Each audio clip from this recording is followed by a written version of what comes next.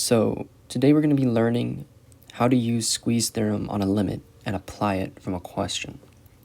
So over here, it asks us to use the squeeze theorem to show that limit as x approaches 0, x squared cosine 21 pi of x is equals to 0.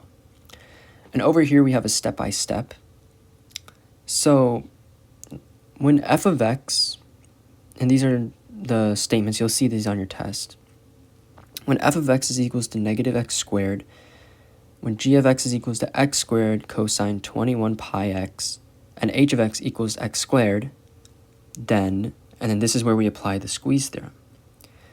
So we have a bunch of equations, right? Negative 0 squared cosine 21 pi of 0, and 0 squared, right? So this is f of x, this is g of x, this is h of x. Now, squeeze theorem tells us that if there are two graphs, let's say that the graph looks sort of like this. You have one limit from up there, another limit from up here, and then you have a cosine function. And we all know cosines are like waves. Then the cosine function in the middle will equal the points of the two limits over here.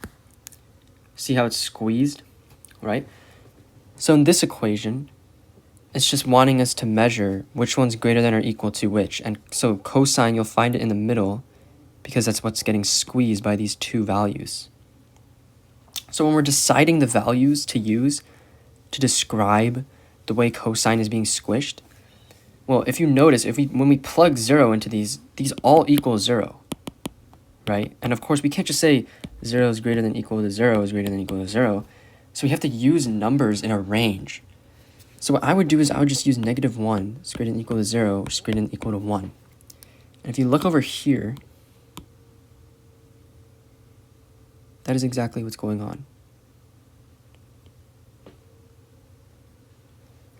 And then over here, it basically just wants you to enter in the functions that correspond with the given values. So as we see, f of x would be negative 1, and h of x would be 1. And then g of x is the one getting squeezed, so it's just this. And so knowing all of this, know the values, you will get 0. And by squeeze theorem, you'll get 0. And the reason why you get 0 is because all of these are equal to 0. And they all meet at this one point at 0.